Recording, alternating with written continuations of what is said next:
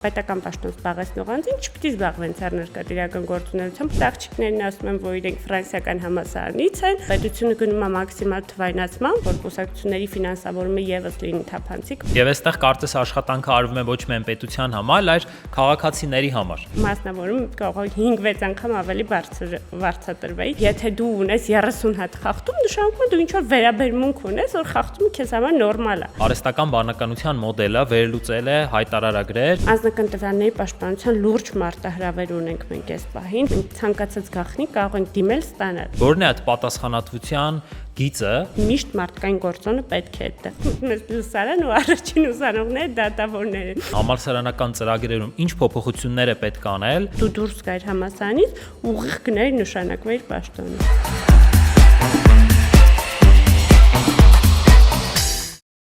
Ընկերներ, բարև ձեզ, դուք դիտում եք Ufar Alumni podcast-ը։ Ես Գասպարյան Սերգեյն եմ եւ մեր այսօրվա հյուրն է Մարիամ Գալստյանը, կոռուպցիայի կանխարգելման հանձնաժողովի նախագահի պաշտոնակատարը։ Մարիամ ջան, բարև ձեզ։ Բարև ձեզ։ Շատ ուրախ եմ ողջունել ձեզ։ Իհարկե, նախկինում մենք դեռ ունեցել ենք ավելի շատ հյուրեր մասնավոր ոլորտից, բայց շատ ուրախ եմ, որ հենց հանրային ոլորտից դուք այստեղ եք եւ խոսելու ենք այն թեմաների մասին, թե ինչպես է Հայաստանում իրականացվում կոռուպցիայի կանխարգելումը, խոսելու ենք ձեր մասնագիտական ճանապարհի մասին, բայց ես տենց մի 5 անգամ ավելի ուրախ եմ լինում, երբ ունենում ենք շրջանավարտներ,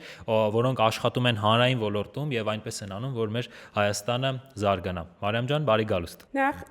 շատ շնորհակալություն այս հնարավորության համար, որովհետև ես ինքս փորձեցի վերհիշել ոնց եմ ես այդ ճանապարհը անցել ու ստացվեց, որ շատ պատահական բոլոր տեղերում ես հայտնվել եմ շատ պատահական։ Ֆրանսիականում ընդունվելուց առաջ նախ վերջին 10-րդ դասարանում ես դեռևս չունեի կողմնորոշում, թե ինչ պիտի անեի, որովհետև համասարում ես սովորում էի բացարձակ գերազանց, բայց նաև մենք այդ պահին հնարավորություններ չունեինք, որ ես առանձին մասնավոր պարապմունքների գնայի, հաճախեի ու իմ տատիկն ռոմանա-գերմանականում դասախոս էր ու ինքը ֆրանսերենի դասախոս էր, ես ամբողջ տարին 10 տարի անցել էի անգլերեն, տատիկս ասեց ես ֆրանսերենի դասախոս եմ, ես կպարապեմ ֆրանսերեն, 10-րդ դասարանում ես 0-ից սկսեցի պարապել ֆրանսերեն ու այլ առարկա չէի պարապում, ինչ որ կարճ ժամանակ նաև հայոց լեզու ոչ տեման է հասկանայի ու վերջ։ Ու մենք պլանավորել էինք, որ ես պիտի ընդունվեմ ռոմանա-գերմանական համալսարան, թեև ես բնույթով լեզվաբան չեմ, ինձ ավելի հետաքրքիր էր, որ իրավաբանությունը ընտրեի, բայց ստացվեց այնպես, որ այդ պահին չէի կարող պատմություն պարապել եւ այլն։ Մի օր տատիկս, որ պատկերացնեք, մայիս ամիսն է արդեն ու ես պիտի ոնց որ ավարտեմ։ Տատիկս մայիս ամսին նստում է երթուղային ու ինքը շատ էր սիրում շփվել տարբեր անծանոթ մարդկանց հետ, տեսնում է ինչ որ մեկը ֆրանսերենով գիրք է կարդում ու սկսում է խոսել այդ աղջիկների հետ, 2 հոգի ոնց էր, այդ աղջիկների հետ զրուցում է, այդ աղջիկներն ասում են, որ իրենք ֆրանսիական համալսարանից են, պատմում են, որ համալսարանը շատ արժանիքային համալսարան է, այնտեղ եթե դու լավ ես սովորում անպայման առաջընթաց ես ունենում ու կա նաև իրավաբանական ֆակուլտետ, որտեղ պատմություն պետք չի հանձնել։ Այսինքն դու կարող ես զուտ այդ այն ժամանակ իրավունքի հիմունքները, դա շատ ավելի հեշտ էր։ Իրավունքի հիմունքները առարկան հանձնես ու ընդունվես համալսարան։ Տատիկս գալիս է, ասում է ես որոշել եմ դու ռոմանա-գերմանական չես, գնա դու կգնաս ֆրանսիական համալսարան։ Որ տատիկը այդ հնարավորությունը ասեց, մենք մտածեցինք, որ ամեն դեպքում ես 2 տեղներ կփորձեմ ուժերս։ 2 տեղնել ես դիմեցի, 2 տեղնել անցա, բայց որ ֆրանսիական մտա, մի տեսակ շենքը ազատություն կար այդ շենքի մեջ ու ուսանողների մեջ ու դա ինձ շատ գրավեց։ Ես ասացի, չէ, ոնց որ համ շենքներ ավելին այնց վառ գույներով էր, երբ որ եկա ու հենց իրավաբանության ֆակուլտետ, որտեղ ես դա շատ էի սիրում, մանկուց սիրում էի։ Ու որ եկա առաջին տարին կատաստրոֆա էր, որովհետեւ ես բացարձակ չէի հասկանում, ես որտեղ եմ գտնում։ Բոլոր ուսանողները նախ մեծ մասը 0 կուրսից էին, իրենք շատ ավելի պատրաստված էին։ Ու նաև շատ ստրես էր իմ ընտանիքիս համար, որովհետև ստացվում է դու 10 տարի գերազանց սովորել ես, գնում ես առաջին կուրս 0, չես կարողանում բացարձակ սովորես, ու իհարկե ես հետո զեղչով 25% ընկա այդ տարի, բայց այն հանգամանքը, որ ես ինձանից գոհ չէի, դա ստրեսային էր, ահա որ։ Իմ առաջին խորհուրդը, որ միշտ ինձ հայրիկը ասում էր դու չեն հաստատ ունես, գնա փորձի հաստատի։ Ու ես միշտ այդ սկզբունքով գնում էի ամենտեղ ինձ գլուխս առաջ տանելով գնում էի ու գնացի առաջին կուրսը ծանր էր, բայց ստացվեց, որ առաջին կուրսը զեղչ էի, հետո արդեն շատ ավելի հեշտ էր, յուրաքանչյուր հաջորդ տարի, հետո 50% էի, հետո 75% էի ու եղբայրս էլ այդ նույն տրամադրված ստացվածությամբ ինքն էլ եկավ ու երկուսով իրար հետ մրցակցում ենք, երկուսս միշտ նույն տեղում էինք հայտնվում, ինքը կառավարման ֆակուլտետում էր մի տարի ցածր, ես իրավաբանության ու երկուսով նենց շատ գոհ եկանք, ընդունվեցինք, երկուսս էլ շատ երջանիկ ավարտեցինք, ծանր էր, ու ինձ թվում է մեր մի քիչ ավելի ծանր էր իրավաբանությունը, բայց ամեն դեպքում շատ պատահական, հիմա եթե այդ աղջիկները մեզ դիտում են, եթե իրենք հիշում են, որ իրենց մի հատ կին երթուղային տաքսիում, երթուղային ավտոբուսում ինչ-որ հարցեր ա տվել, թող իմանեմ, որ այդ աղջիկների շնորհիվ ես ունեմ կարիերա, որը ես չէի պատկասնում, որ կլինի այսպիսի։ Այ խոսելով կարիերայի մասին, դուք այս պահին աշխատում եք կոռուպցիայի կանխարգելման հանձնաժողովում, բայց որպես մարմին, կոռուպցիայի կանխարգելման հանձնաժողովը համեմատաբար ավելի նոր մարմին է եւ ինչպես էր ձեր առաջին հենց առնչությունը կոռուպցիայի կանխարգելման հասկացության հետ եւ հետագայում արդեն ինչպես ստեղծվեց հանձնաժողովը։ Տեսեք, նույնը աշխատանքային գործընթացում էլի շատ պատահական, ես ֆրանսիական երևի այդ տարիներին ինչպես բոլորը ուզում էի բանկային համակարգում աշխատել։ Երբ որ ես համալսարան ավարտեցի, իմ կուրսեցիների մեծ մասը անցան բանկայինում, ինձ ծնողներս ասում էին կարող է պետական փորձես, ես ասում էի չէ, եկեք ես բանկում փորձեմ, մասնավորում փորձեցի մի քանի ամիս, ինձ մի 3 ամիս այդ պահին չէր ստացվում ոչ մի կերպ, հետո ասեցի ու ես տեն շատ աչքի ընկնող չէի, հիմա եմ սկսել անդադ ինչ-որ տենց ելույթներ ունենալ, առաջ ավելի լավ էի սովորում, բայց ավելի նենց քիչ երևացող էի։ Այդ բանկային համակարգում տենց չստացվեց, պատահական մեր կուրսեցիներից մեկը հանրային ոլորտում էր աշխատում, այդ ժամանակ առողջապահության նախարարությունում, ես իմացա, որ աշխատանքի հնարավորություն կա, դիմեցի,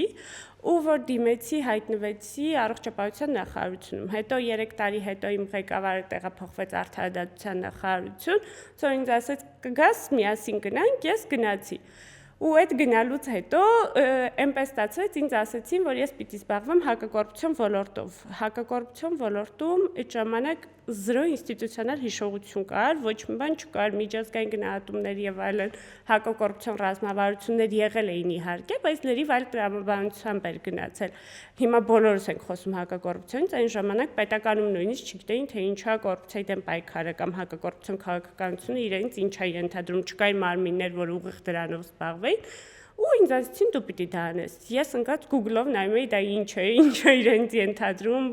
ինչ պիտի ես անեմ, ինչ է ակնկալվում։ Փորձեցինք 0-ից տարբեր անձանց հետ կոմունիկացնելով, ինչ-որ ձևի ռազմավարական փաստաթղթեր նայելով, օրինակներով, 0-ից ստեղծվեց հակակոռուպցիոն քաղաքականության այդ փուլը, որը մինչ օրս շարունակվում է 2015-ից հիմնական արդեն ռազմավարությունները ընդունվեցին, որոնցով էս ամբողջ եւ հայտարարագրեր, որոնցով ես եմ հիմա աշխատում, եւ բարեվարկության ուսումնասիրություն, այդ ամբողջ ինստիտուտները ավելի զարգացան, եթե նույնիսկ չկային օրինակ գործիքակազմեր, չկային պատասխանատվության միջոցներ, ամբողջ ապօրինի հարստացում, հայտարարագրերի հետ կապված այդ ամբողջ օրենսդրական դաշտը նոր սահմանվեց, ու չկային մարմիններ։ Կոռուպցիայի կանխարգելման հանձնաժողովի մասին օրենքը մենք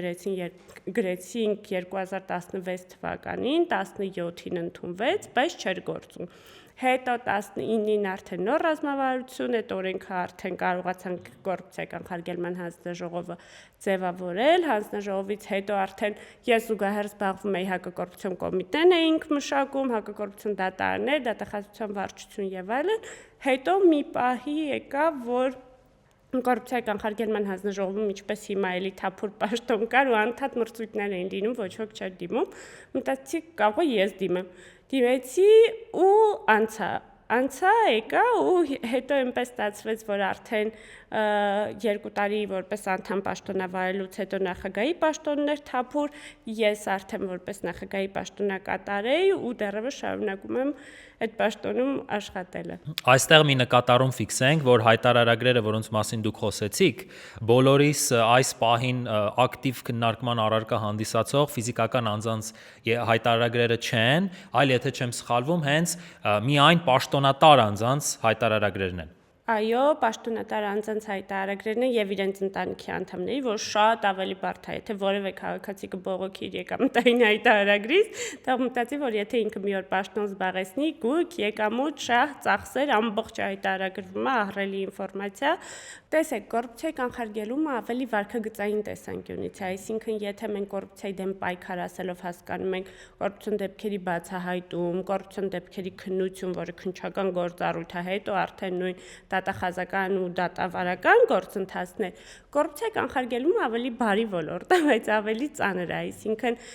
պետք է հասկանալ, թե ինչ անել, որ այդ կոռուպցիոն երևույթները չլինեն։ Նույն կոռուպցիոն ռիսկերի տեսանկյունից հիմա օրինական իրավիճակներ, որ անձը եթե չունենա հայեցողական իրավասություն, գուցե եւ ինչ որ X վարքագիծ չդրսևորի, որի արդյունքում հետո կստացվի, որ ինքը խախտում է թույլատրել։ Այսինքն համակարգը պետք է լինի այնպիսին, որ կանխարգելի ցանկացած հայեցողական, ցանկացած վարչարություն։ Հիմա ոնց է պետությունը գնում է մաքսիմալ թվայնացման, որովհետեւ երբ որ չկա քաղաքացի ու պետական մարմնի շփում, կոռուպցիոն ռիսկը մինիմալի է հասցվում։ Բայց դա նաեւ պետք է նենց լինի, որ այդ թվայնացումը ինքնանպատակ չլինի, էլի, որ անձին կարողանան օգտվել թվայնացումից, որ կարողանան նաեւ այդ թվայնացման գործընթացները այնքան արդյունավետ ու արագ լինեն, որ ստիպված չգնաս քո մեյլով ուղարկած նամակի հետևից տեսնես ինչ է եղել։ Դրա համար կոռուպցիայի կանխարգելումը այդ բոլոր գործընթացներն են, կոռուպցիայի կանխարգելումը շահերի բախման հետ կապված խնդիրներն են, այսինքն եթե դու օրինակ պետական պաշտոնյա ես, քո ընտանիքի անդամը գնումների գործընթացի է մասնակցում կամ քո ընտանիքի անդամին ինչ որ պաշտոնի ես նշանակում, այդ հովանավորչություն, նեպոտիզմ եւ այլն, այդ ամբողջը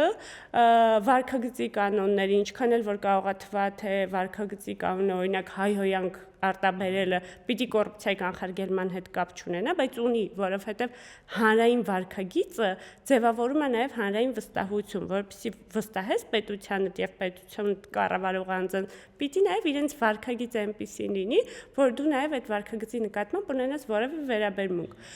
Հաջորդը արդեն հանրային հաշվետվողականությունն է, նույն թափանցիկություն, իրենց գույքային դրության վերաբերյալ տվյալների հրապարակայնություն, պարտադիր վերահսկողություն։ Մենք նաև հիմա կուսակցությունների մասով վերահսկողական գործառույթներ ունենք, որ կուսակցությունների ֆինանսավորումը եւս լինի թափանցիկ, որովհետեւ եթե նախնական փուլում արդեն չկանխարգելես, հետո արդեն գամ պաշտոնի, մի քիչ ավելի բարդ է լինել։ Դրա համար պետք է զրոյից այդ ամբողջ օղակը փորձում ենք։ Ու իհարկե հիմնականը երևի հենց, մոռացա ասեմ, բիզնեսի հետ հարաբերություններ, որ չսերտաճեն, որովհետեւ այդ անհամատեղելի գործառույթներ կան, պետական պաշտոն զբաղեցնող անձին չպիտի զբաղվեն ցերներկատիրական գործունեությամբ ու բիզնեսի հետ կապեր չպիտի ունենան կամ այնպիսի աշխատանք անեն, որի համար վարձատրվում են։ Մենք բոլորս վարձատրվում ենք բյուջեից, ձեր գումարների հաշվին արկատուների ու մենք իհարկե մենք էլ ենք արկատու, բայց ամեն դեպքում մենք բյուջեից ենք վարձատրվում ու մենք պետությանը հաշվետու ենք։ Մենք չպիտի այնպիսի գործունեություն իրականացնենք, որը նաև մեր հետ շահերի խնդիր կլինի կամ ինչ որ ձևի այլ շահեր կսպասարկենք, բիզնես շահեր այդ թվում։ Դե համար այդ ամբողջը կոռուպցիայի կանխարգելման մաս է կազմում ու նաև դրա ամենակարևոր կոմպոնենտներից է կրթությունը, որ կարողանանք հասցեատեր դարձնենք հաղորդակցություն ու կրթություն, թե ինչ պետք է անել, որ կանխարգելվի։ Դա շատ ավելի ծավալուն է, իհարկե մենք ամբողջ պետության մակարդակով չի կոռուպցիայի կանխարգելման լիազորությունը, բայց մենք առնվազն բարձրաստիճան պաշտոնյաներով ու ղեկավար պաշտոն զբաղեցնող անձանցով ու ռիսկայիններով վերահսկողություն իրականացնում ենք, մի քիչ ավելի ցածր մակարդակներում փորձում ենք խորհրդատվության միջոցներով։ Դուք նշեցիք, որ օրենքի վրա աշխատանքները դեռ սկսվել են 2016 թվականին, դրանից հետո օրենքը հաստատվեց, նոր արդեն հանձնաժողովը ստեղծվեց եւ վստահ եմ այդ աշխատանքներում շատ ակտիվ պետք էր օգտագործել նաեւ փոփոխության կառավարման հստակ համախառն ինչ-որ գործիքակազմ եւ արդյոք համալսարանական տարիների գիտելիքները ձեզ այդ իրավիճակներում օգնեցին։ Համասարանի փորձը մասնագիտական առումով ինձ շատ ավելի պետք է եկել արժեքային տեսանկյունից, որովհետև այնտեղ որտեղ ես պաշտոն եմ զբաղեցնում, հիմնական սկզբունքները հենց արժեքներին են վերաբերում, այսինքն այդ նույն բարևարկությունը,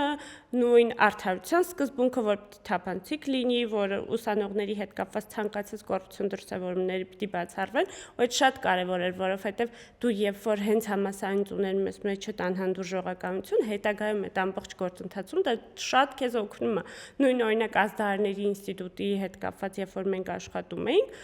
օրինակ ես երբեք չեմ ունեցել այդ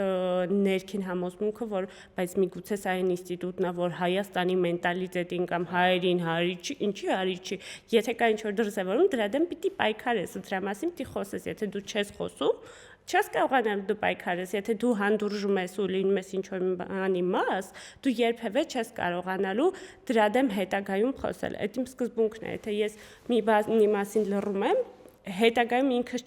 չեմ էլ կարողանալու փորձեմ ասեմ լավ իմ հետ կապված թող լինի այս հարցը լուծվի, բայց ուրիշի հետ կապված այս հարցը վայ ինչի սենց եղավ։ Ես դրան շատ անհանդուրժ եմ վերաբերվում, իմ ընտանիքը իհարկե ամենաշատը իրենք են դուժում, անդադ քեզ մի բան ասել չի, նո, դա հիմա դա սկզբունք է ու պիտի այդպես առաջնորդվենք։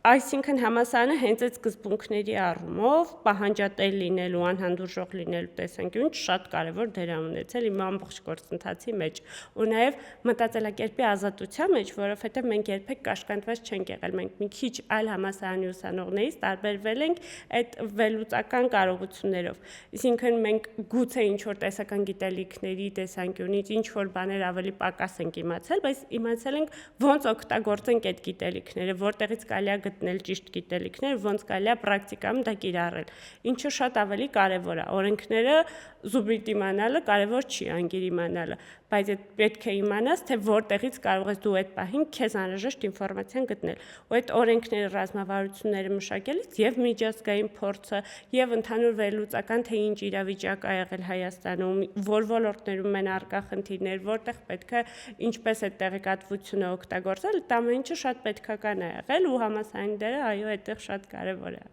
Ես արդեն նշեցի, որ մասնավոր ոլորտից մեզ մոտ հյուրեր մի քիչ ավելի շատ են եղել, բայց վստահ եմ, որ հանրային ոլորտը ունի տարբեր կարևոր առավելություններ։ Հանրայինի մասին միգուցե ուսանողները ավելի շատ են տեղեկացված, բայց հետաքրքիր է լսել հենց ձեր տեսանկյունից հանրային ոլորտում աշխատանքի առավելությունները, որովհետև ձեր ամբողջ կարիերայի ընթացքում դուք աշխատել եք հենց հանրային ոլորտում։ Արդեն 15 տարի է ես պետական համակարգում եմ աշխատում ու այդ 15 տարվա մեջ հիմա ես 2 տարուց իմ ժամկետը լրանում է, ես միշտ մտածում ես ոնց պիտի մասնավորում աշխատեմ, որովհետև ոնց որ սկզբում չէի պատկերացնում, թե ոնց պիտի մտնեմ պետական, հիմա մասնավորն է շատ բարդ գնալը։ Ինձ ազգային ժողովը ընտրում է 6 տարի ժամկետով։ Իհարկե ես կարող եմ վերընտրվելու իրավունք ունեմ, բայց մարդես եթե հանկարծ որոշեմ, որ ուզում եմ ինչ-որ փոփոխություն կյանքում, այդ 6 տարին որ սպառվի, արդեն պիտի այլ ոլորտում գտնեմ ու ենթադրաբար մասնավոր ոլորտում պիտի նայեմ աշխատանքներ։ Հիմա դրա համար շատ ծանր է այդ փոփոխությունը, որովհետև հանրային ծառայությունը ինչ-որ չափով տեսակ է ձևավորում քո մեջ ու նաև շատ կարևոր է հասկանալ, որ դու պետության համար ես ծառայում, մասնավորում դու ավելի ինչ-որ X կազմակերպության շահեր ես սպասարկում կամ կազմակերպության համար ես աշխատում, պետության դեպքում այդպես չի, պետության դեպքում դու ավելի հանդուրժող պիտի լինես, ավելի պատրաստ պիտի լինես, որ X խնդիրներ կան, դու չես կարող դրա մասին բարձրաձայնել, օրինակ նույն հանրային կոմունիկացիան, լրատվամիջոցների եւ այլն, ցանկացած կոմունիկացիայի դեպքում հիմա քաղաքացիների հետ շփում եւ այլն, մասնավորում այդպես չի, հիմնականում իհարկե էլի այնտեղ էլ կան ինչ-որ ծառայություններ մատուցող եւ ստացող հարաբերություններ, բայց պետությունում դու հասկանում ես, որ միշտ քաղաքացին ավելի առաջնային է, ինչ-որ չափով նորմալ է, որ հանրային ծառայողներ լինեն թիրախում, որ հանրային պաշտոնյաների ամբողջ այդ մասնավոր կյանքը դառնա քննարկման առարկա, նույն օրինակ իմ ընտանիքի անդամների ամբողջ գույքային դրություն, իմ գույքային դրությունը, դա ամբողջը հրապարակային է ու բոլորինս է հրապարակային պետական պաշտոնյաներին է, ինչով բարդ է երևի մասնավորի համար, որովհետև մասնավորում այդ անձնական տիրույթը ավելի պաշտպանված է։ Պետականում դա այդպես չի, բայց նաև պետականում հատկապես այն ինստիտուտներում, երբ որ դու զրոյից ես սկսում ինչ-որ մի բան անել, թիմ ձևավորել, շատ հաճելի զգացողություն է, որ դու զգում ես ինչ-որ մի բան կարողանում ես փոխել։ Իհարկե, այս դեպքում եւս կա խնդիր, որովհետև պետության դեպքում դու երբեք չես բավարարում նրանով ինչ ունես ու անընդհատ ինչ որ խնդիրներ կան, աշխատավարձների խնդիրն է շատ ավելի լուրջ, քան մասնավորումը, որովհետև մեկ մտածում ես, ասում ես, ես այս աշխատանքը որ անում եմ, մասնավորում կարող 5-6 անգամ ավելի վարձատրվեի, իմ դեպքում 5-6-ը, մյուսների դեպքում կարող է 15-16 լինի, որովհետև օրինակ մեր վարչության պետերը 200,000 են ստանում, ինչը խայտառակ անհամաչափ է իրենց աշխատանքի հետ համադրած, բայց նաև այդ փոփոխությունը, որ դու տեսնում ես, որ դու ինչ ինչ-որ մի բան արել ես, կարող է դժգոհեն, կարող է ինչ-որ մի բան այնպես չի, բայց դու ինչ-որ մի բան փոխում ես։ Ու դա շատ հաճելի զգացողություն է, ինչը ես չգիտեմ մասնավորի դեպքում ինչքանով կարող է համադրելի լինի, բայց պետության դեպքում դու ամեն դեպքում պետության համար ինչ-որ մի բան արել ես, ինչը համ էգոիստական է, համ էլ հաճելի է։ Եվ այստեղ կարծես աշխատանքը արվում է ոչ միայն պետության համար, այլ քաղաքացիների համար, որովհետև դուք փորձում եք լուծել այն խնդիրները, որ ապագայում երկարաժամկետում կոռուպցիայի հետ կապված բոլոր առնչությունները կամ հարցերը կամ պատկերացումները մինիմալ լինեն։ Եվս դրա կարծում եմ քաղաքացիների համար էլ շատ կարևոր աշխատանք է տարվում հենց երկարաժամկետ համատեքստում, բայց խոսենք մի կարևոր թեմայի մասին, որը առնչվում է հենց տեխնոլոգիական զարգացմանը, արհեստական բանականություն եւ մեքենայական ուսուցում, արդյոք այս պահին այդ տեխնոլոգիաները օգտագործվում են կամ պատկերացումներ ունեք, թե ինչպես է հնարավոր այդ նոր տեխնոլոգիաները մեր հայկական համատեքստում օգտագործել, ներդնել եւ այնպես անել, որ կոռուպցիայի կանխարգելման այդ գործառույթները ավելի էֆեկտիվ իրականացվեն։ Այս պահին առնվազն մենք ուզում ենք ունենք խնդիր, որ այն բոլոր գործիքները, որ հանձնաժողովը ունի, թվայնացվեն ու մեկ համակարգի շրջանակներում թվայնացվեն, այդ թվում եւ փոխգործելիություն լինի տվյալների բազաներից եւ այլն, այսինքն ֆիզիկական անձը մտնի իր համակարգ, ինքը արդեն պատուհան տեսքով իր վերաբերյալ ամբողջ տեղեկատվությունը փոխկապակցված ունենա։ Ինչ նվեր է ինքը ստացել, ինչ է հայտարարագրել, ինչ ահերի հետ կապված հարցեր ունի, այդ ամբողջը մեկ մոդուլում լինի։ Բայց նաև մենք մտածում ենք, թե հետագայի հետ կապված ինչ կարող ենք անել, հետագայում նույն ավտոմատ ռիսկերի համակարգ ենք ուզում ներդնել, որ արդեն ավելի արդյունավետությունը կբարձրանա ինքնին, արդեն համակարգը կվերլուծի ալգորիթմների միջոցով, ինչ խնդիրներ կան, այդ խնդիրները կվերհանի ու հանձնաժողովին կտրամադրի, որտեղ մենք շատ փոքր ռեսուրսներ ունենք, 4-5 հոգի վերլուծող է մաքսիմում ու հայտարարագրերի թիվը օրինակ 30,000-ի կարգի է, որ պատկերացնեք, բավականին ծանր է, այդ ամբողջը իհարկե չի լինում վերլուծել ու պետք էլ չի վերլուծել։ Ռիսկային մոդուլներ պիտի լինեն, որ մեզ այդ կարմիր դրոշակը հուշի, թե ինչ է պետք այդ պահին վերլուծել։ Բայց նաև մենք մտածում ենք, օրինակ մենք բարևարկության եզրակացություն ենք տալիս, այդ բարևարկության եզրակացությունը այն բոլոր անձինք, ովքեր կարող է ֆրանսիականից են ու իրավապահ համակարգ են դիմում, կարող է իրենք իմանան, որպեսզի անձինք նշանակվեն դատավորի դատախազի քննիչի պաշտոնում, իրենք անցնում են բարևարկության ստուգում։ Դա անում ենք մենք, այդ ամբողջ տեղեկատվությունը անձի մասին համասարանից սկսած, ընտանիքի անդամներ, կապեր, ինչ որ քրեական ենթամշակույթ, ամբողջ գույքային դրություն, կարգապահական եւ այլն ընդհանուր մինչեւ ճողոն, ոնց է անձը մեքենա քշում, որովհետեւ այդ մեքենա վարելն էլ վարքագծի տեսակ է, որովհետեւ եթե դու ունես 30 հատ խախտում, նշանակում է դու ինչ որ վերաբերմունք ունես, որ խախտումը քեզ համար նորմալ է, ինչը վարքագծի տեսանկյունից բարևարկության խոցելի է։ Դրա համար մենք այդ ամբողջը իհարկե նայած ինչ խախտումը կամ վարքագիծը կարգապահական է, վարչական է, քրեական է եւ այլն, մենք ունենք ցուցիչներ, թե որը ինչպես են գնահատում, էլի օրինակ 10 խախտումի դեպքում երբեք բացասական չենք տա, ինչ որ համադրությամբ կտանք։ Ու մենք այդ բարևարկության դեպքում միշտ մտածում ենք, որ իհարկե հեռավար, սա արդեն հեռավար է, մենք մտածում ենք, որ դե ալգորիթմներով լինի, որ համակարգը արդեն մեր տվյալների հիման վրա, թե մենք նախկինում X ցուցիչների դեպքում ինչ եզրակացություն ենք տվել, համակարգը ինքը այդ ամբողջ տվյալները վերլուծի ու մեզ առաջարկի եզրակացության տեքստը։ Այսինքն ինքը ասի, այս անձը ամեն դեպքում դուք սովորաբար տվել եք բացասական, որովհետև SSS խնդիրներն են եղել։ Ինչը նաև հայեցողական տեսանկյունից ռիսկերը կկրճատի ու կոռուպցիոն ռիսկերը կկրճատի, իհարկե այդքան էլ չկան, բայց ամեն դեպքում ցանկացած հայեցողական մոտեցում համակարգը արդեն ինքնաշխատ կստեղծի։ Դրա համար արհեստական բանականության մասով մենք մտածում ենք, իհարկե զուգահեռ շատ պրոբլեմատիկ է մեր ոլորտը, որովհետև այս զարգացող ժամանակահատվածում անձնական տվյալների պաշտպանության լուրջ մարտահրավեր ունենք մենք այս պահին, հատկապես մենք, որովհետև անասելի չափով անձնական տվյալներ ենք մենք հավաքագրում, այդ թվում մենք ի տարբերություն իրավապահ մարմինների դատարանի որոշմամբ չենք ստանում բանկային գաղտնիք, մենք ցանկացած գաղտնիք կարող ենք դիմել ստանալ, այսինքն այդ գաղտնիք կազմող տեղեկություններն էլ եւ այլն հիմա իհարկե լոգավորման համակարգեր ունենք եւ ինչ որ չափով փորձում ենք այնպես անել, որ խոցելի չլինի այդ տվյալների օգտագործումը, իսկ արհեստական բանականությանը եթե դա տրամադրես, ռիսկերը շատանալու են։ Դրա համար պետք է ինչ-որ բալանսավորված մոտեցում լինի, որ մի կողմից արդյունավետություն չտուժի, մյուս կողմից էլ արդեն կարողանանք այդ անձնական տվյալները պաշտպանել։ Այստեղ ես ձեզ մի հարց ունեմ, հենց որպես իրավաբանի, արհեստական բանականությունը իհարկե բոլորի համար ակտիվ քննարկման թեմա է դարձել, բայց ձեր մասնագիտական կարծիքով, օրինակ, ունենք իրավիճակ, որ արհեստական բանականության մոդելը վերլուծել է հայտարարագրեր եւ ըստ դրա ներկայացնում է ինչ-որ դիտարկում կամ որոշում։ Արդյոք ով է պատասխանատու լինելու հենց այդ որոշման համար։ Արդյոք կարող ենք հենց արհեստական բանականության որոշումը միանգամից վերցնել եւ օգտագործել, որն է այդ պատասխանատվության գիծը օրենքի տեսանկյունից եւ ինչպես է այդ հարցին դուք նայում որպես իրավաբան։ Ես այս հարցի համար շատ շնորհակալ եմ, որովհետեւ ինձ միշտ ասում են թվայնացման համար մենք ռեսուրս կտրամադրենք, դրա համար հաստիկների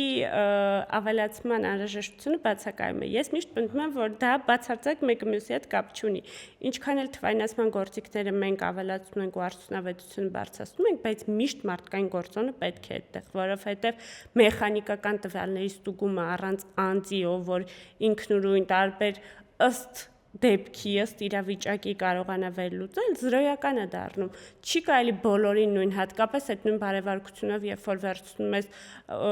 երկու լրիվ նույնական իրավիճակներ, կարող է ես եւ դուք ունենանք նույն գույքային դրությունը, բայց ես լինեմ ռիսկային, դուք ոչ, որովհետեւ օրինակ իմ ընտանիքը ամբողջ կյանքում պետական համակարգում է աշխատել։ Ինչի ինքնին ենթադրում է, որ ես ռիսկային եմ, իսկ դուք չեք, որովհետեւ ձեր ամբողջ ընտանիքը գուցե բիզնեսով է աշխատել եւ ես հարկայինով տեսնում եմ ձեր վճարած հարկերը։ Դրա համար այդ բոլոր դեպքերում պետք է լինեն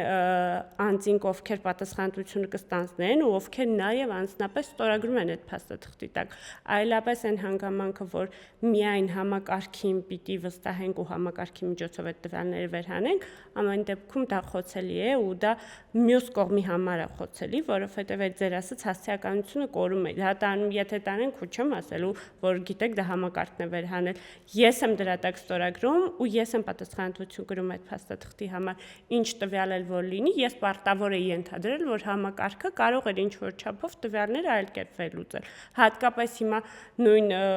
այս արհեստական բանականության գործիքները խնդիր 10 անգամ տալիս ես 10 անգամ տարբեր ելքերով է հանում։ Դրա համար դա այդ գործիքների վրա հույսը այս պահին դնելը կարևոր է, բայց վճռորոշ չէ, դրա համար միշտ մարդը պիտի լինի, անձը պիտի լինի այդ ոլորտի պատասխանատու, որ կարողանա եւս մեկ անգամ ստուգել այդ տվյալը ու ինքնուրույն պատասխանատվություն կրել դրա համար։ Մարիամ, ես գիտեմ, որ օրվա ընթացքում դուք տարբեր բաներ եք իրականացնում եւ երբ ձեր ինքնակենսագրականը նայում էի, տեսա, որ դրա հետ մեկտեղ մի շրջան է եղել, երբ ակտիվ դասավանդել եք։ Արդյոք կարող ենք խոսել ձեր կարիերայի դասավանդման էջերից։ Այդ շատ տարօրինակ, որովհետև ես դասավանդել ահավոր չեմ սիրում, այդ կան մարդիկ, որոնք դրա համար ծնված են, ես դրա համար ծնված չեմ, ճիշտ է, ես մանկուց ինչ-որ փորձել եմ միշտ բոլորին տարբեր բաներ սովորեցնել եւ այլն, բայց այդ իմ ճիղը չի, ես սովորեցնող չեմ, ինձ ավելի հեշտ է, ես ինքս ինչ-որ մի բան արագ կազմակերպեմ, հարցը լուծեմ, ես շատ արագ որոշում կայացնող եմ, ամեն ինչը արագ եմ անում, իսկ դասավանդելու դեպքում մի քիչ այդ դանդաղ բացատրես մարդկանց, ես նույնիսկ եղբորս երեխաներին ինչ-որ դաս փորձում եմ օգնել, չեմ կարող օգնել, դե համար փորձում եմ չօգնել, որ ավելի վատ չստացվի։ Հիմա ինչպես ստացվեց, որ ես սկսեցի դասավանդել։ Այդ նույն խնդիրն էր, այդ կոռուպցիայի կանխարգելման ոլորտում, քանի որ շատ քիչ էին մասնագետները, պետք էր ներգրավել այն անձանց, ովքեր որ գործնականում դրանով զբաղվել էին, ու քանի որ հենց ես էլ զբաղվել էի այդ ոլորտների օրենսդրության մշակմամբ, մտածեցինք, որ ավելի ճիշտ կլինի, ովքեր որ ինձ հրավիրեցին, մտածեցին, որ երևի ավելի ճիշտ կլինի, որ այն անձը, որ այդ օրենսդրությունը մշակել է, օրենսդրության մշակման մասնակցել է, ինքն էլ գա ու դասավանդի։ Այդպես ես սկսեցի դասավանդել, ընդ որում իմ կոնտինգենտի տարբերություն այլ մարդկանց հենց սկզբից մի քիչ խնդրահարույց է, որովհետև ես սկսեցի դատավորներից, ու պատկերացրեք մտնում ես լուսարան ու առաջին ուսանողները դատավորներ են։ Շոկը շատ էր, բայց երևի լավ էր։ Հետո արդեն մաքսային ոլորտի, հարկային ոլորտի դատախազներ եւ այլն իրենց հետ կապված արդեն քիչ-քիչ սովորեցի ու ինձ էլ արդեն խնդիր չի առաջացնում ինձ մոտ դասավանդելը, նաև ես ինչ-որ Տաջիկստանի պետական համակարգի ծառայողներին էի հեռավար դաս տալիս, տարբեր բաներ փորձել եմ։ Այս պահին ցավոք սրտի ծանրաբեռնվածության պայմանավորված չեմ կարողանում ու նաև մի քիչ խուսափում եմ, որովհետև շահերի հետ կապված կարող է շատ խնդիրներ լինեն, որովհետև ես այդ մարդկանց հետ կապված որոշումներ եմ կայացնում։ Հիմնականում ուր որ պիտի գնամ դասավանդելու, ես իրենց վերաբերյալ որոշումներ եմ կայացնում ու այդ հարցերը եւ այլն ամբողջը ոնց որ ավելի անհատականացման է գնում, անձնավորված է լինում, դրա համար ես փորձում եմ այս պահին դրանից խուսափել ու այդ անձանց դաշ չտալ կամ ինչ-որ ձև վերապատրաստումներ շատ հազվադեպ եմ անում։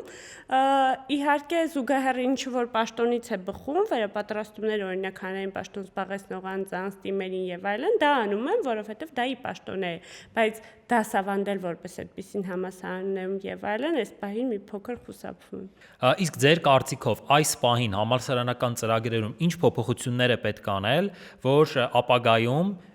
թեկուզ կոռուպցիայի կանխարգելման մասնագետների տեսանկյունից կամ իրավաբանության այլ մասնագետների տեսանկյունից մենք շուկայում, լինի դա մասնավոր ոլորտը, լինի դա հանրային ոլորտը, կադրերի խնդիր չունենանք։ Ես միշտ մտածել եմ միայն կոռուպցիայի կանխարգելումով չէ, այլ այս պետական համակարգի այլ ոլորտների հետ կապված միշտ մտածել եմ օրինակ ինչու չենք մենք մագիստրոսական ծրագրերը այդ տրամաբանությամբ ձևակերպում, այսինքն ինչի պիտի մենք ունենենք մի հատ առանձին X ոլորտի ծառայողների համար առանձին ակադեմիա կամ ինչ որ հատուկ տեղեր վերապատրաստվելու համար շատ ավելի լավ կլիներ, եթե օրինակ ես համալսարանը ավարտեցի բակալավրիատով, մագիստրոսական ծրագիրս լիներ, օրինակ ես 2 տարի ուզում եմ դառնամ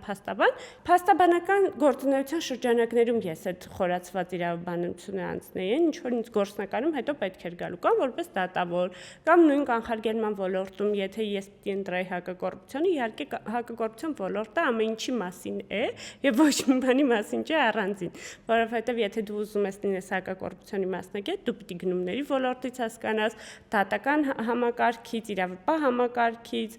ամեն ինչից, ինչպես ենթավորես դրական ակտեր մշակել, ինչպես ինչ-որ փորձաքննություններ ոնց են իրականացվում, շատ լավ պիտի պատկերացում կազմես հանրային ծառայությունից ու հանրային պաշտոններից, որպեսզի հասկանաս այդ ամբողջ հիերարխիան, նորմերը ոնց են աշխատում, որի դեպքում ինչ խնդիր կարող է առաջանալ եւ այլն։ Դրա համար մեր դեպքում մի քիչ ավելի դժվար է մասնագիտացում ունենալը, բայց այլ մասնագիտությունների դեպքում ես կարծում եմ շատ ավելի ճիշտ կլիներ մասնագիտական տեսանկյունից, որ մենք մագիստրոսական ծրագրում հենց դա անցնենք, ոչ թե ինչ որ չափով կրկնենք այն ինչ որ անցել ենք բակալավրատում ու հետո խորացնենք, այլ հենց ուղղվածություն դու դուրս գայր համալսարանից, ուղիղ գներ նշանակվեր պաշտոնի։ Այո, շարունակելով ձեր միտքը, ուզում եմ հիշել մեր ֆրանսիական համալսարանի ռեկտորներից մեկի խոսքը, Ժան-Մարկ Լավեստի, չգիտեմ, այս բանը ինքը նայում է մեր էպիզոդը թե ոչ, բայց բարբերաբար, երբ տարածում ենք, Facebook-ում լայք է դնում, Ժան-Մարկ Լավեստը ուսանողներին իմ ներկայությամբ հետևյալ խորհուրդներ տվել, ասել էր, երբ դուք որոշում եք կայացնում մագիստրատուրա գնալ թե չգնալ, առաջինը դիտարկեք մագիստրոսական կրթությունը, այնպես որ դուք այդ ոլորտում, այդ սպეციფიկ ոլորտում դառնալու եք էքսպերտ, ոչ թե ուղղակի դիմելու համար, այլ պատկերացրեք նույն ֆինանսները, ուրեմն պետքա դուք ֆինանսների էքսպերտ լինեք, նույնն էլ իրավաբանության համատեքստում, եւ խոսելով նաեւ նոր իրականության մասին, չենք կարող ուղղակի չմատնանշել բլոկչեյնի եւ կրիպտոակտիվների ազդեցությունը կոռուպցիայի կանխարգելման այդ բարդ եւ համապարփակ ոլորտի վրա, որոնք են ձեր պատկերացումները։ Ես գիտեմ, որ տարիներ առաջ ոնց որ այդ տեխնոլոգիաները նոր սկսեցին օգտագործվել եւ այս պահին էլ կենտրոնական բանկը նոր օրինագիծ է մշակել եւ շատ շուտով կամ արդեն իսկ ընդունված է լինելու, որը հենց ուղղված է կրիպտոակտիվներին, ինչպես են այդ նոր տեխնոլոգիաները հատվում ձեր կազմակերպության աշխատանքի հետ։ Տեսեք, կրիպտոն շատ լուրջ խնդիր է հիմա, որովհետեւ ոչ միայն պաշտոնատար անձանց գույքային դրության մասով, եթե միայն դա լիներ, ինչ որ չափով առանձին դեպքեր էր ոչինչ, բայց կրիպտոյի հետ կապված խնդիրը ավելի զգայուն է լինելու նախընտրական շրջանում, ինչը հիմա մենք արդեն թևակողել ենք։ Տարբեր երկրներում եղել են օրինակներ, որ կրիպտոյով ազդեցություն են լինում ընտրությունների արդյունքների վրա, այսինքն եթե հիմա մենք օրինակ պետության մակարդակով կարողանում ենք կամ օրենքով գրված է, որ պիտի վերահսկենք կուսակցությունների քաղաքական գումարները, այսպես ասած քաղաքական ֆինանսական շարժը, դուք պատկերացրեք, այդ ամբողջը պիտի օրենքով լինի բանկային հաշիվների միջոցով։ Պատկերացրեք, եթե դա արվում է կանխիկով, 0 վերահսկելիություն կա ու կանխիկով եւ կրիպտոյով չկա վերահսկելիություն, չկա որևէ կերպ միջոց հասկանալու թե ոնց են այդ գործարքները իրականացվել, կամ եթե նույնիսկ կան շատ ծանր է այդ ամբողջը հասկանալը։ Ընդ որում կուսակցությունների դեպքում նաեւ չի թույլատրվում արտաքին աղբյուրներից գումարներ գրավել, այսինքն օտար երկրի քաղաքացին իրավունք չունի մեր կուսակցություններին նվիրատվություն անի։ Ու դա էլ է շատ մեծ հիմա զգայուն թեմա, որովհետև պիտի հասկանանք ոնց պիտի անենք, որ օրինակ եթե կանխիկը եկավ, ոնց հասկանամ այդ կանխիկը որտեղից էր, ինչ միջոցներով էր, իսկ կրիպտոյի մասին չեմ էլ խոսում, որովհետև կրիպտոն շատ ծանր է լինելու։ Ու եթե չեմ սխալվում, Մոլդովայում էր հենց, որ կրիպտոն շատ լուրջ ազդեցություն ուներ ընտրությունների արդյունքների վրա, իրենք կրիպտոյով չէին կարողանում վերահսկեին ու քաղաքական այդ բալանսը փոփոխվում էր հենց գումարների ազդեցության տեսանկյունից, որովհետև նախընտրական քարոզչության համար պետք են ինչ գումարներ, իսկ այդ գումարների հետ կապված վերահսկողությունը պիտի մաքսիմալ թափանցիկ լինի ու վերահսկելի լինի։ Եթե դա արվում է կանխիկով ու կրիպտոյով, առավել քան խոցելի է դառնում։ Ստացվում է, որ ուզած-չուզած դուք եւ ձեր բոլոր գործընկերները պետք է բոլոր ոլորտներից հստակ պատկերացումներ ունենաք ու ոչ թե ուղղակի թեորիապես, այլ sense պրակտիկ մակարդակի պատկերացումներ ունենաք, որ կարողանաք այդ բոլոր աշխատանքները իրականացնել։ Փորձում ենք առնվազն գոնե այդ վերլուծական ու ֆինանսական ոլորտներին, չէ՞ ես իրավաբան եմ, բայց նաեւ ես ֆրանսիական դրա համար եմ շնորհակալ, որ մենք շատ հումանիտար իրավաբաններ չենք, մենք նաեւ չէ ֆինանսական գիտելիքներ ունենք, մենք մինչեւ 4-րդ կուրսը մաթեմատիկա էինք անցնում, հիմա իհարկե չգիտեմ այդպես է թե չէ, բայց մենք շատ խորացած ենք այդ մաթեմատիկական գիտելիքների մեջ, ինչի ինձ հիմա օգնում է շատ, որովհետև ֆինանսական տեսանկյունից այդ ամբողջ պատկերացումը պիտի կարողանաս գոնե ինչ-որ չափով ունենաս, որպեսզի աշխատանքդ բարձիթողի չլինի ու նաև ուղղակի տեսական մակարդակում չլինի, էլի պրակտիկ հասկանաս, թե դու ինչ ես անում։ Յուրաքանչյուր թողարկման վերջում մենք ունենք մեկ խորհուրդ ուսանողին։ Իհարկե մեզ նայում են ինչպես շրջանավարտներ, ինչպես նաև դիմորդներ, ուսանողներ, փորձենք համապարփակ կերպով ունենալ մեկ խորհուրդ ուսանողին։ Եկեք ես հայրիկիս ուղերձով ասեմ, որ չեն հաստատ ունեք, փորձեք տեսեք ինչ կարող եք անել ավելին, որովհետև շատ կարևոր է հավատալ ձեր սեփական ուժերին ու փորձել ինչ-որ մի բան փոփոխել։ Նույնիսկ այնտեղ, որտեղ դուք ձեզ բացարձակ չեք պատկերացնում, գնացեք մինչև վերջ պայքարեք ու փորձեք հասնել առավելագույնին ու հաստատ կհասնեք ինչքան էլ որ դա այս պահին անիրական թվա։ Մարիամ ջան, շատ շնորհակալ եմ այս համապարփակ զրույցի համար, որի արդյունքում եւ ես, եւ ուսանողները, եւ բոլոր մարդիկ, որ նայում են այս թողարկումը, կարողացան հստակ պատկերացում կազմել, թե ինչ է կոռուպցիայի կանխարգելումը, եւ դրա հետ մեկտեղ կարողացանք բացահայտել հենց հանրային ոլորտում աշխատանքի գեղեցիկ կողմերը։ Շատ շնորհակալություն, ես էլ